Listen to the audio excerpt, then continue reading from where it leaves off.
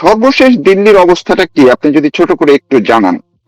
না, দিল্লিতে আন্দোলন বেশ জোরালো ভাবেই হচ্ছে, এবং যেটা সরকার হয়তো ভেবেছিল যে কিছু পুলিশ অ্যাকশন ইত্যাদি করে আন্দোলনটাকে কন্ট্রোল করা যাবে, সেটা হচ্ছে না। আন্দোলনটা আরেকটু ছড়িয়েছে, এবং দিল্লির এই আন্দোলনের সমর্থনে বিভিন্ন অন্য সব শহরে ভারতবর্ষে, কলকাতাতেও হয়েছে, দক্ষিণে বিভিন্ন জায়গাতে এদের সমর্থনে মিছিল টিছিল হয়েছে, মিটিং হয়েছে।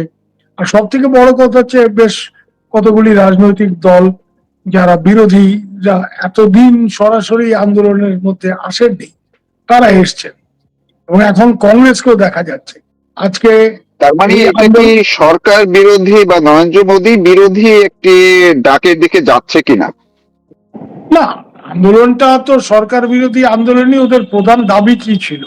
এই ককরোচ পার্টি বা যাই বলুন, এদের এদের দাবি ছিল যে ধর্মেন্দ্র প্রধান, ভারতের শিক্ষামন্ত্রী, তার পদত্যাগ। কেন?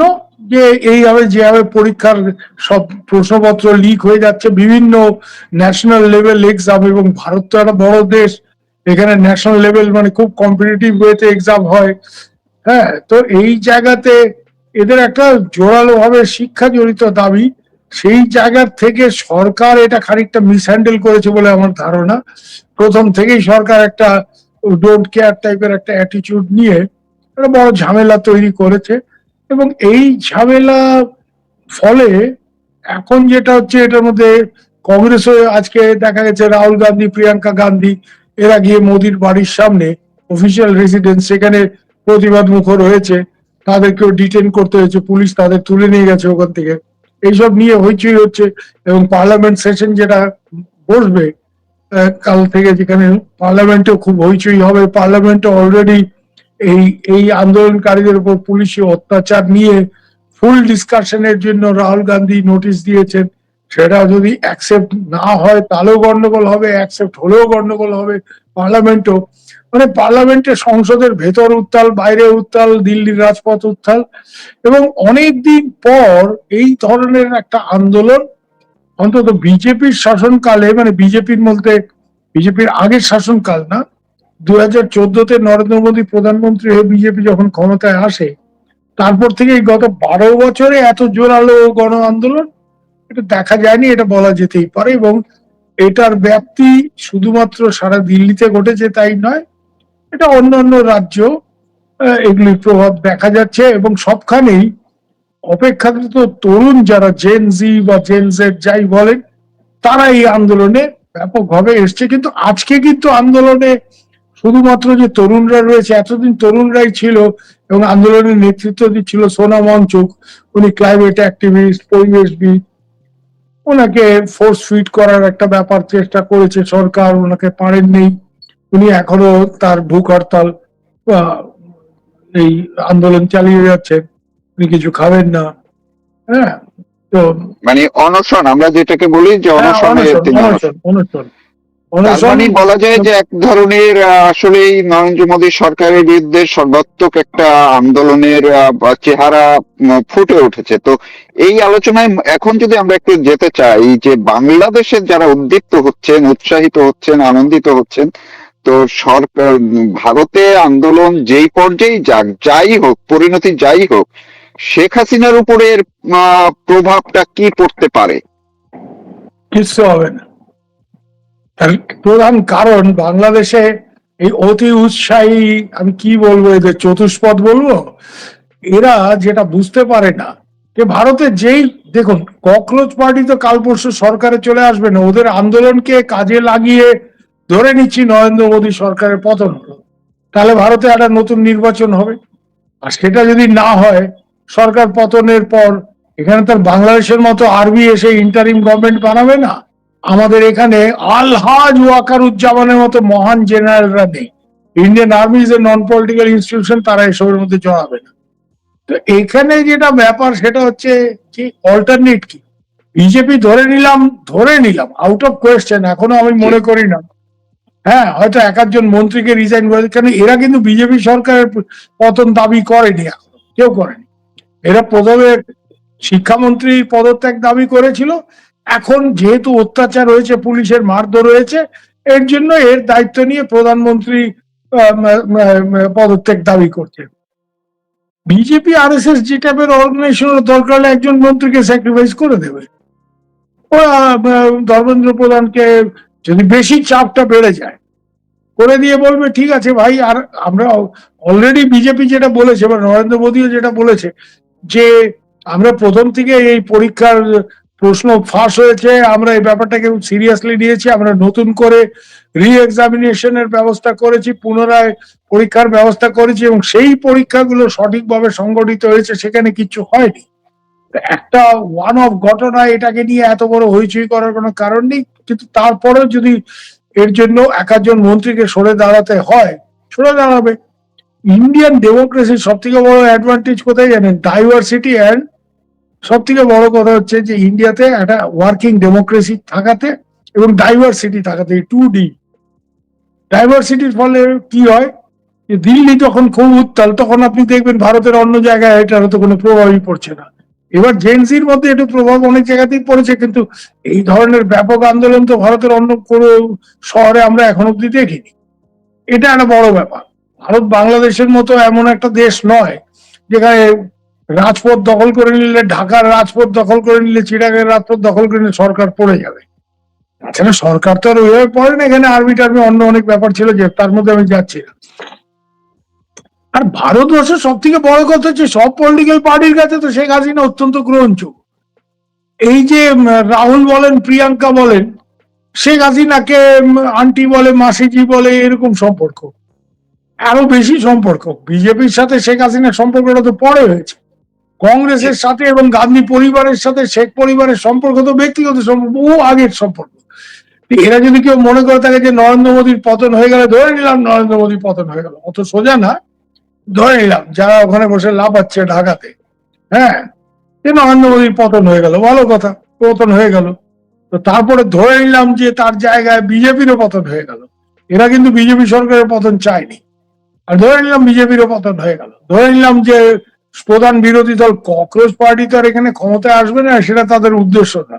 তারা এখন অব্দি যা দেখা গেছে, তারা নির্বাচন ওইসবে যুক্ত হতে চায় না। তারা জেনজি তরুণদের দাবি নিয়ে আন্দোলনে। না, কিন্তু বাংলাদেশেও তো আমরা 5ই আগস্টের পরে সেটা মনে করছিলাম না, কিন্তু বাংলাদেশে তো দেখা গেল রীতিমতো তারাই একটা সরকার গঠন করে ফেললো, ডক্টর ইউনূসকে এনে বসিয়ে দিল। ভারতে কি তেমন কোনো সুযোগ নাই? দেখুন, ডক্টর ইউনূসকে এনে তারা বসিয়ে দিল, ভারতে এরকম সুযোগ নেই। ভারতে ইন্টারিম গভর্নমেন্টের কোনো হিস্ট্রি নেই। ভারতে যদি কোনো কারণে ধরে নিলাম ওয়ার্স কামস টু ওয়ার্স, যে বিজেপি গভর্নমেন্টকে এত পাওয়ারফুল মুভমেন্ট যে বিজেপি গভর্নমেন্টকে পদত্যাগ করতে, আরে বিজেপির এই যে ককরোচ পার্টির আন্দোলন, এটা 70-এর দশকে আমরা ছাত্র অবস্থায়, কি আমি তখন জাস্ট ইয়েতে ঢুকেছি, চাকরিতে, মানে এরকম সময়ে এই যে জয়প্রকাশের আন্দোলন, টোটাল রেভলিউশন, ব্যাপকভাবে সারা দেশে আন্দোলন, যেই আন্দোলনের চাপে পড়ে শেষ পর্যন্ত ইন্দিরা গান্ধীকে ইমার্জেন্সি ডিক্লেয়ার করতে হলো এবং ইমার্জেন্সি ডিক্লেয়ার করে ইন্দিরা গান্ধী ফাইনালি নির্বাচন দিলেন। সেই নির্বাচনে কংগ্রেসের পরাজয় হলো, Indira Gandhi out of power গেলেন। কিন্তু সেই প্রক্রিয়া প্রায় 2 বছর। 75 সালে ইমার্জেন্সি দিলেন এই আন্দোলন দমন করার জন্য, হ্যাঁ, ইন্দিরা গান্ধী। সেটা উনি, এই আন্দোলন তারপরে চললো, ইমার্জেন্সির মধ্যেও চললো এবং ইমার্জেন্সির পরে উনি যখন আবার গণতান্ত্রিক প্রক্রিয়া ফিরিয়ে আনার জন্য নির্বাচনে গেলেন, ওনার পরাজয় হলো। তো ভারতে ধরে নিলাম এরকম কিছু একটা এখন ঘটবে। 1 নম্বর হচ্ছে এটা কাল পরশু হয়ে যাবে না। হ্যাঁ, এটা বাংলাদেশের মতো এক জেনারেল সাহেব এসে দুজনকে ডেকে, 2 হুজুরকে ডেকে সরকার বানিয়ে দিল। আর আরেক হুজুর, মানে নোবেল লরিয়েট হুজুর, উনি প্যারিসে বসেছিলেন, হ্যাঁ, ওনার ফ্রেঞ্চ গার্লফ্রেন্ডদের নিয়ে বসে চিজ কেক টেক খাচ্ছিলেন, ওখান থেকে ওনাকে ডেকে আনা হলো। তো এসে উনি সরকার করে দিলেন। বাংলাদেশের মতো তো ভারত না, ভারতে একটা গণতান্ত্রিক প্রাতিষ্ঠানিক গ্রুপ আছে, হ্যাঁ, এইভাবে আর্মি 1-11 করে দিল কি এইবার, যেটা 5ই আগস্ট করলো, এগুলি ভারতবর্ষের সম্ভব না। এখানে আর্মি তো সেটা করবেই না, এখানকার কেউই সেটা করবে না, কারণ এখানে আর্মি টার্মি এগুলি পলিটিক্স থেকে ডিস্টেন্স রাখে। এখানে যেটা হবে যে বড় জোর একটা ব্যাপক, ধরে নিলাম যে ওই টোটাল রেভলিউশনের মতো আন্দোলন, প্রথম তো যে আন্দোলনটাকে ব্যাপকভাবে সারা দেশে ছড়াতে হবে, যেটা জয়প্রকাশের সেই আন্দোলন টোটাল রেভলিউশন, হ্যাঁ, জি। যেটাকে বলা হতো। তো তো ওইরকম আন্দোলন এখনো হওয়ার সম্ভাবনা কতটা কি এইসব নিয়ে জল্পনা কল্পনা চলছে, এখনো সেরকম কোনো ইঙ্গিত দেখা যায়। ধরে নিচ্ছি ওয়ার্স কাউন্স টু ওয়ার্স, বিজেপি গভর্নমেন্ট পতন হয়ে গেল, রাষ্ট্রপতি কি করবে? রাষ্ট্রপতি তখন প্রেসিডেন্ট রুল দেবে দেশে 356 কনস্টিটিউশনে, এবং ইলেকশন কমিশনকে ডেকে আর্লিয়েস্ট পসিবল ডেটে ইলেকশন অ্যানাউন্স করবে। তো ধরে নিলাম সেই ইলেকশনও হলো, এই ইলেকশন হওয়ার পরে ধরে নিলাম বিজেপি হেরে গেল, ব্যাপকভাবে হেরে গেল, ধরে নিচ্ছি কংগ্রেস জিতে গেল। হ্যাঁ, কংগ্রেসই তো জিতবে, ককরোচ টকরোচ এরা তো আর ইলেকশন করবে কি করবে না সেই সব, এরা ইলেকশন করে জিতবেও না। ভারতে এইসব ব্যাপারে খুব পরিষ্কার, এখানে এই আন্দোলনের সুযোগ নিলে অপোজিশন নেবে, কংগ্রেস এককভাবে না হোক অ্যালায়েন্স করে বিজেপি। এই কংগ্রেসের নেতৃত্বে যদি এখানে কোনো সরকার আসে, তারা তো শেখ হাসিনাকে আরো ফেরত দেওয়ার কোনো প্রশ্নই ওঠে না, শেখ হাসিনাকে দেশ ছাড়ার, মানে শেখ হাসিনার ব্যাপারে মানে বিজেপির যা পলিসি তার থেকে বেশি ফ্রেন্ডলি পলিসি হবে কংগ্রেস গভর্নমেন্টে আসলে। কংগ্রেস গভর্নমেন্টে আপনার মনে আছে 2008-9 সালে প্রণব মুখার্জি যখন ডিফেন্স মিনিস্টার, মনমোহন সিং প্রধানমন্ত্রী, কিভাবে 111-এর পরে মইনু আহমেদকে একরকম চাপ দিয়েই বাংলাদেশে নির্বাচন করতে একরকম মানে রাজি করিয়েছিলেন। প্রণব মুখার্জি সেখানে বিরাট ভূমিকা ছিল, যেটা রাগ ঢাক করেননি। প্রণব মুখার্জি তার বই কোয়ালিশন ইয়ার্সে লিখেছেন। তো কংগ্রেস আসলে যে একেবারে মানে নরেন্দ্র মোদী চলে গেলে শেখ হাসিনা জলে পড়ে যাবে, একেবারেই ভুল কথা। বাংলাদেশের যে চতুষ্পদরা, যারা এগুলি বোঝে না, যারা লাফাচ্ছে, এমনও তো শুনছি যে ইউনুস নাকি টাকা পয়সা দিয়ে দিল্লিতে আন্দোলন করাচ্ছে, মানে বিরাট ব্যাপার। আরে বাবা, হ্যাঁ। যে এই প্রসঙ্গে আমি একটু আপনাকে যুক্ত করতেই চাই, সেটি হচ্ছে যে আমরা গত রাত্রে দেখলাম এই যে নাসিরুদ্দিন পাটোয়ারি, যে ডক্টর ইউনূসের অন্যতম একজন সিপাহী হিসেবে, সে স্ট্যাটাস দিয়ে দিল্লির আন্দোলনের সঙ্গে সংহতি প্রকাশ করেছেন, একাত্মতা প্রকাশ করেছেন। এবং কেউ কেউ বলছেন যে আজকে সকালে আমি একটা লাইভ করেছি যে গতকাল রাত্রে একটা বৈঠক হয়েছে, সেই বৈঠকে তারা কোনো না কোনো ভাবে কেউ না কেউ তাদের প্রতিনিধি, তারা বর্ডার ক্রস করে কিংবা মেডিকেল ট্রিটমেন্টের উসিলায়, যে কোনো উসিলায় তারা দিল্লির আন্দোলনে কেউ না কেউ সক্রিয় একটা টিম অংশ নিতে চায়, এরকম একটা সিদ্ধান্তও তারা নিয়েছে। জি, আপনি যদি এটার সঙ্গে যুক্ত করে কিছু বলেন।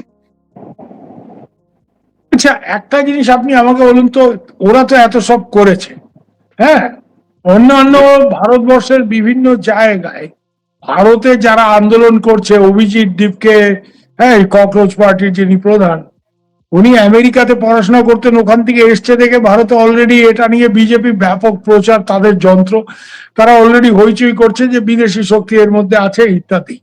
এখানে যদি এখন বাংলাদেশের এই সব, বিশেষ করে এই নাসিরুদ্দিন টাইপের লোকজন, এরা ক্ষমতা, প্রথম তো এরা ভিসা টিসা পাবে না, দেশে ঢুকলে অ্যারেস্ট হবে, হ্যাঁ, ভিসা দেবে না এদের, এটা আমি লিখে দিতে পারি আপনাকে। আর ভিসা ছাড়া ভারতে ঢুকলে যদি অ্যারেস্ট হয়, তো কত বছর জেল টেল খাটবে, হ্যাঁ, কারণ ভারতে এদের তো জামাই আদর কেউ করবে না, বুঝতেই পারছেন। আর তখন যাদের আন্দোলনে যুক্ত হওয়ার জন্য বা যাদের সাথে সহমর্মিতা প্রকাশ করার জন্য এরা লাফাচ্ছে, তারা এদের পেছনে থাকবে, তারা এদেরকে ওয়েলকাম করবে? আমার তো মনে হয় না করবে, কোনো অবস্থায় করবে না, কোনো অবস্থায় করবে না। এটা একেবারেই ভারতের ভেতরের ব্যাপার। এর মধ্যে এরা অতি উৎসাহ নিয়ে যদি জড়াবার চেষ্টা করে, বরং বিজেপির সুবিধা হবে, যে ये बोलबे এই देखो बांग्लादेश में जो लोग ये मूवमेंट करके बहन जी को गिरा दिया, वो बदमाश लोग अभी इधर में मूवमेंट कर रहे हैं, तो इसके पीछे আমেরিকার টাকা আছে। তাহলে তো এদের মানে কস্ট আরো ড্যামেজ হয়ে যাবে। এই জন্য এরা অত বোকা না, আপনার বাংলাদেশের চতুষ্পদদের থেকে এদের একটু বুদ্ধি শুদ্ধি বেশি, তো এরা এদের সাথে যুক্ত হবে না। আর দিল্লিতে বাংলাদেশ নিয়ে হুইজ বদার্ড, আপনি বলুন তো মশাই। পাকিস্তান এরা কিছু করলে এরা সিকিউরিটি থ্রেট লোকে লাভ দিত, বাংলাদেশ আচ্ছা ওদের, বাংলাদেশ ইস্যু হয় দিল্লিতে একমাত্র একটা কারণে, বয়েনজি। শেখ হাসিনা এটা কিছু বললে, কেন শেখ হাসিনা একটা দীর্ঘদিনের, আমি আপনাকে বোধহয় আগের বার আপনার সাথে বলেছিলাম, 2017 কি 18, ডেটটা খেয়াল নেই, টাইমস অফ ইন্ডিয়া একটা মানে জরিপ করেছিল যে ইন্ডিয়ার সব থেকে ফ্রেন্ড কে, এবং ইন্ডিয়ানরা কাকে সব থেকে ফ্রেন্ডলি ফরেন লিডার মনে করে। 47% না 48% বলেছিল Bangladesh, and they also said Sheikh Hasina is Bangladesh is the most friendly country for India, এবং 69 না 70% বলেছিল Sheikh Hasina is the most friendly foreign leader. তো বহেনজি আমার দোস্ত এটা সব পলিটিক্যাল পার্টি, শেখ হাসিনার জন্য বাংলাদেশকে মানে বাংলাদেশ নিয়ে লোকে আলোচনা করে, শেখ হাসিনার পতন হয়েছে এটা নিয়ে বাংলাদেশে এই দিল্লিতে একটা হইচই, ইন্ডিয়ান পত্র পত্রিকায় হয়েছে, লোকে বই টইও লিখে ফেলেছে।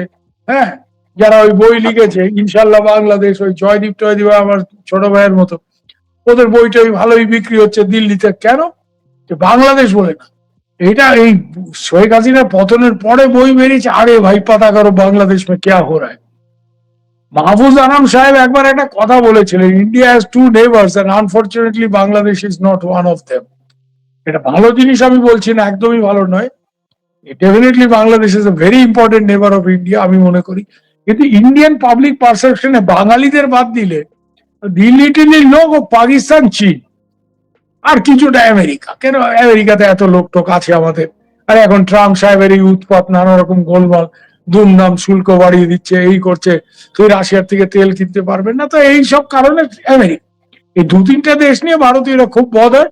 এখন অবভিয়াসলি ভারতীয়দের মেইন ফোকাসটা কোন দিকে বলুন তো? ইরানের যুদ্ধ। কেন? তেলের উপরে এফেক্ট, ভারতের অর্থনীতির ইফেক্ট, হ্যাঁ, ট্রাম্প কি আগামী দিনে কি গোলমাল করে, এগুলির they're bothered with this thing. You think 90% of the people in Bangladesh, in India, they're bothered about এই আন্দোলন নিয়ে তারা বদার কেন? এই আন্দোলনে কিছু কিছু popular demand, Indian education system, হ্যাঁ, এইসব নিয়ে এইসব ইস্যু হয়েছে।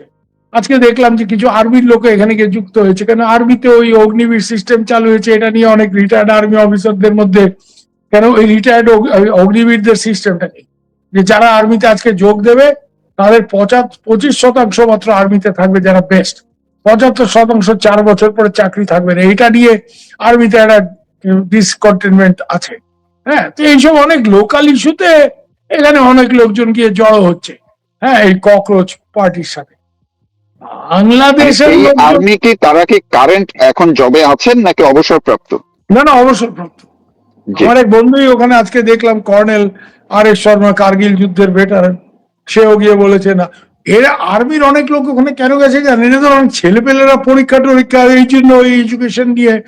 ইন্ডিয়াতে তো আফটারঅল ইটস এ মানে society where education is highly valued, তাই না? আজকে দেখুন, আজকে আমেরিকাতে বড় বড় এই যে সিলিকন ভ্যালি, আইআইটির ইঞ্জিনিয়ার, মানে বাংলাদেশ যেখানে রুবিন ফারানা দেখলাম সেদিন বলছিল যে কত টপ 300 না 400 না 500 ইউনিভার্সিটির একটা র্যাঙ্কিং কোথায় কোট করে বলছিল বই। হ্যাঁ, তো বাংলাদেশের একটা ইউনিভার্সিটি নেই। আমাদের তো আইআইটি ফাইআইটি এগুলি ওয়ার্ল্ড এর একেবারে টপ লেভেলে। এবং আজকে আপনি সিলিকন ভ্যালির দেখুন বড় বড় যারা হর্তাকর্তা, হ্যাঁ, সে সুন্দর পিচাই বলুন, সাবির ভাটিয়াই বলুন, কি ওই যে ভদ্রমহিলা কি নাম, এরা মানে এই ফেসবুক, এগুলি সব টপ বিগ শট আইটি কোম্পানিগুলির বস কারা। এর জন্য এডুকেশন নিয়ে একটা গন্ডগোল, এটা ইন্ডিয়াতে খুব সিরিয়াসলি লোকে নিয়েছে, যুব সমাজ তো নিয়েছে। আর যুব সমাজ যেটা নিচ্ছে, এখন আপনার ছেলের পরীক্ষা নিয়ে যদি একটা গোলমাল হয়, আপনিও উত্তেজিত হবেন না? তো আপনিও উত্তেজিত হয়ে এদের সাথে গিয়ে সলিডারিটি প্রকাশ করছেন, এর জন্য এটা একটা হয়েছে। কিন্তু বাংলাদেশের এরা, আর বাংলাদেশে তো এটা ছাত্রদের বলেছিল ছাত্র আন্দোলন কোটা, কিন্তু আলটিমেটলি তো এটা কোটা ফোটা কিছুই রইলো না, এদের 1.1 শেখ হাসিনাকে ফেলতে হবে। So it was a political movement. এখানে ককরোচ পার্টির এখানে গিয়ে পলিটিশিয়ানরা সাপোর্ট দিচ্ছে ঠিকই, কিন্তু এরা তো কোনো প্রথম থেকেই বলে দিয়েছে যে আমরা কোনো পলিটিশিয়ানদের এটা নেতৃত্ব নিতে দেব না, উইল নট অ্যালাউ, কিছু নেই দেখবে। এর জন্য বাংলাদেশে লোকজনের উৎফুল্ল হওয়ার কোনো কারণ নেই। আর as far as Sheikh Hasina is concerned, এখানে শেখ হাসিনা সবার বহিঞ্জি, এবং ভারতে বাংলাদেশ যে খবর হয় বা বাংলাদেশের ব্যাপার নিয়ে ভারতের লোক মাথা ঘামায়, এটা প্রাইম কারণটা হচ্ছে শেখ হাসিনা। এগুলি বললে তো হবে না। ওখানে নাসিরুদ্দিন পাটোয়ারি, কোন হরিদাস পাল, আপনি ইন্ডিয়াতে 10টা লোককে, আমার কথা ছেড়ে দিন, আমরা যারা ধরুন বাংলাদেশ খুব ক্লোজলি ফলো করি, আপনি এমনি মানে গড়ে একটা 10টা ভারতীয়, আপনারও বন্ধু বান্ধব নিশ্চয়ই আছে, ফোন করে বললেন আরে ভাই তুম নাসিরুদ্দিন পাটোয়ারি को जानते हैं? পাটোয়ারি কোন ভাই? ও জমি নবীন মাপনে वाला পাটোয়ারি। তো এইসব বলবে যে ওই জমি জমা মাপে টাপে ওই পাটোয়ারি নাকি? পাটোয়ারি বলতে ওরা ওইটা করে। নাসিরুদ্দিন পাটোয়ারি কোন পাটোয়ারি? হ্যাঁ, জমি নবীন মাপনে वाला এইসব বলবে। তো সেনে নাকি এদেরকে হরিদাস? এরা বাংলাদেশে এরা হই হই রই রই, তাও আজকে ওয়াকার সাহেব এদের প্রোটেকশন না দিলে এরা বাংলাদেশে কোথায় কি করতে পারে, কটা মিটিং মিছিল করতে পারে, এটা তো আমরা গোপালগঞ্জেই দেখেছি। আর্মার্ড কার দিয়ে এদের বার করে আনতে হয়েছে। এরা বাংলাদেশে কত বড় হরিদাস পাল সেটা তো আমরা দেখে দিয়েছি। ওইসব ছাড়ুন, নাসিরুদ্দিন পাটোয়ারি। হ্যাঁ, তবে হ্যাঁ, একটা জিনিস ঠিক, বাংলাদেশে যারা এটা বিশ্বাস করতে চায় যে ভারত খুব আতঙ্কিত, আমরা এর মধ্যে যোগদান, আমি তাদের বলবো হ্যাঁ ভাই, তোমাদের এই নাসিরুদ্দিন পাটোয়ারি টাটোয়ারি নাহিদ ইসলাম এদের নিয়ে না, এদের ভয়ে একেবারে ভারতের লোকজন থরথর করে কাঁপছে, নরেন্দ্র মোদী ঘরে ঢুকে গেছে, একদম চিন্তার কোনো কারণ নেই। যে তার মানে আমরা, আপনি যে কথাটি একদম ক্লিয়ার কাট বললেন যে ভারতে যেই পরিস্থিতি হোক না কেন, যত উত্তাল হোক, রাজনৈতিক ওলটপালট পরিবর্তন যাই হোক, শেখ হাসিনার এর উপরে এর কোনো নেতিবাচক কোনো প্রভাব পড়ছে না, না, আপনি শেখ তেমনটাই হাসিনার উপরে বলছেন। তো পড়বেই না। আর আরেকটা কথা আমি আপনাকে বলে রাখি, শেখ হাসিনাকে ইকুয়ালি ফ্রেন্ডলি ট্রিটমেন্ট সে অন্য দলগুলি থেকে পাবে, সে যেই আসুক পাওয়ারে। 1 নম্বর। 2 নম্বর হচ্ছে যে শেখ হাসিনা এখন এই দেশে ফেরার ব্যাপারটা নিয়ে হুজুগটা তুলেছেন। যদি ভারতেও ওই সময় খুব গোলমাল থাকে তাহলে সব মিলিয়ে একটা গিয়ে, কিন্তু ভারতে ধরুন একটা ব্যাপার তো ঠিক, ইন্ডিয়াতে ultimately bureaucracy is very strong. হ্যাঁ, bureaucracy is very strong and they will hold their ground. তো ওরা যেটা ডিসিশন নেওয়ার বাংলাদেশের ব্যাপারে, ফরেন মিনিস্ট্রি যেটা নেবে, আমাদের সিকিউরিটি কাউন্সিল যেটা নেবে, সেটা ওরা আলোচনা করবে এবং politicians will go with it. তাই জন্য একেবারে ভারতে গোলমাল হলে একটা ব্যাপার ঠিক, শেখ হাসিনা তো বলেছে আমি ডিসেম্বরে ফিরবো, বহুত দূরে। আমি এদের শুধু একটা কথাই বলবো, ভাই तुम लोग दिल्ली का लाडू जो खाया वो भी पछता है, जो नहीं खाया वो भी पछता है। তো দিল্লি লাড্ডু খাওয়ার স্বপ্ন দেখো না, খুব পস্তাবে, বুঝতে পেরেছো? আর এমনি বাংলাদেশের উপরে ওভারঅল, আমরা যদি শেখ হাসিনার বিষয়টি বাদ দিয়েও বাংলাদেশের উপরে এই আন্দোলনের বা ভারতের সরকারের অস্থিরতার এই বিষয়ের, এইটার কোনো প্রভাব পড়বে কিনা খুব ছোট করে একটু বললে আমরা শেষ করব। না, ভারতে আমি যেটা আপনাকে বললাম যে ধরে নিন এই আন্দোলন খুব ছড়িয়ে পড়লো, ওই জয়প্রকাশের আন্দোলনের মতো ছড়িয়ে পড়লো, এবং ছড়াতে ছড়াতে এটা 4-5 মাসে একটা ব্যাপক আকার ধারণ করলো। তখন একটা যে ভারতে এরকম একটা তুমুল আন্দোলন চলছে, সেই জায়গাতে শেখ হাসিনা দেশে ফিরবে তার লোকজন নিয়ে, একটা গোলযোগ আমি বলবো না, কিন্তু একটা জটিলতা দেখা দেবে সাময়িকভাবে, কিন্তু সেটা তখন ব্যুরোক্রেসি ফেস করবে। আর এখানে আরেকটা ব্যাপার ভারত পরিষ্কার, সেটা হচ্ছে ভারত এটা পরিষ্কার একটা ব্যাপারে, যে ওই শেখ হাসিনাকে বন্দি করে দেশে ফেরাতে হবে অমুক তমুক, ওগুলি ইন্ডিয়া করবে, ইন্ডিয়া ওনাকে এক্সট্রাডাইট করবে। তোমরা এখানে তোমার প্রাইম মিনিস্টারকে রেখে গেছিলে, তোমরা নিরাপত্তা দিতে পারোনি তোমার আর্মি, এখন তোমরা ফেরত নিয়ে যাবে।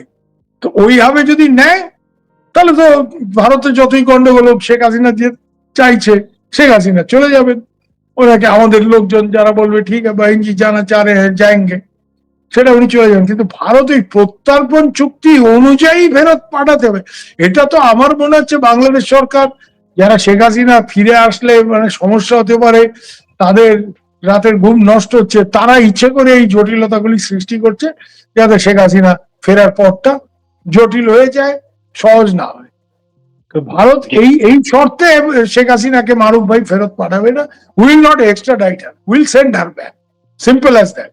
সেন্ড হার এমনি ব্যাক। বাংলাদেশের যদি ভারতে এখন বেশি আরো উত্তাল পরিস্থিতি তৈরি হয়, ভারতে বর্তমান সরকার, বাংলাদেশের বর্তমান সরকার, বিএনপি সরকার বা আর্থ সামাজিক বা নিরাপত্তা জনিত অন্য কোনো, শেখ হাসিনার প্রসঙ্গ বাদ দিয়ে অন্য কোনো প্রভাব পড়ার সম্ভাবনা আছে কিনা? আমার মনে হচ্ছে না।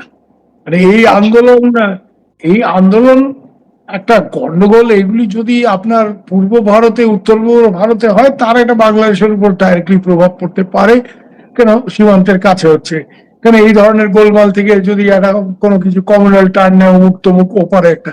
দিল্লি বহুত দূর হ্যাঁ, দিল্লিতে কি হচ্ছে এটার বাংলাদেশে যেমন কোনো প্রভাব পড়বে না, আবার বাংলাদেশে এই মহাপ্রভুরা যে লম্ফজম্প দিচ্ছেন, এটার কোনো প্রভাব দিল্লিতে পড়বে বলে আমার মনে হয় না। একটা কথাই মনে করিয়ে দেবো, দিল্লি বহুত দূর হ্যাঁ ভাই, হিনস দিল্লি দূরে আস, মোগল এক বাদশাহ বলেছিলেন। তো আমি দিল্লি বহুত দূর হ্যাঁ, তো এখানে ঢাকাতে বসে তোমরা একটু ঢাকা নিয়ে চিন্তা করো, দিল্লি না ঢাকা, তো ঢাকা ঢাকা, তো ঢাকা নিয়ে একটু নিজেদের চিন্তা করো তোমাদের কি অবস্থা হবে টবে, শেখ হাসিনা আসলে কি হয় না হয়, তোমরা এটা নিয়ে চিন্তা করো। দিল্লিতে কি হচ্ছে, ওই আমরা কি জানি একটা বলে না, আমার বাপ বলতো তো, সে নিজের খায় আরেক বেটার এখানে পাকা ধানে মই দিতে যাও, ওই পাকা ধানে মই টই দেওয়ার কথা ভুলে যেতে বলুন এদের। জি, অনেক ধন্যবাদ আপনাকে। দর্শক, আপনারা পরিষ্কার করেই শুনলেন, ভারতের প্রখ্যাত সাংবাদিক সুবীর ভৌমিক বললেন যে ভারতের যে পরিস্থিতি, রাজনৈতিক পরিস্থিতি আসলে বা এই আন্দোলনের পরিস্থিতি গত 2-3 দিনে একটা জটিল রূপ নিচ্ছে। কিন্তু যাই হোক, পরিস্থিতি যতই খারাপ হোক, যতই পরিবর্তন আসুক না আসুক, সেটি শেখ হাসিনার উপরে প্রথমত প্রভাব পড়বে না, এবং বাংলাদেশের উপরেও তেমন একটা প্রভাব পড়ছে না, যদি না এটি একদম বাংলাদেশ সীমান্তবর্তী এলাকায় তুমুল কোন আন্দোলন রূপ না নেয়। সবাই ভালো থাকুন, সুস্থ থাকুন, নিরাপদে থাকুন, এবং খেয়াল রাখুন যে কথাটি সুবীর ভৌমিক বললেন যে যারা বাংলাদেশে বসে ঢাকা না দিল্লি স্লোগান দিচ্ছেন এবং ঢাকা ঢাকা বলছেন, তাদেরকে ঢাকা নিয়েই থাকতে বললেন, চিন্তা করতে বললেন। দিল্লির চিন্তা করে তাদের ঘুম নষ্ট করার দরকার নাই, এমনটি বললেন সুবীর ভৌমিক। আমি আপনাকে আবারও অনেক শ্রদ্ধা ও কৃতজ্ঞতা জানিয়ে আজকের মতো শেষ করছি। আপনিও ভালো থাকুন, আর এই ইন্ডিয়ার এই পরিস্থিতির মধ্যে আপনিও নিরাপদে থাকুন। অনেক ধন্যবাদ আপনাকে।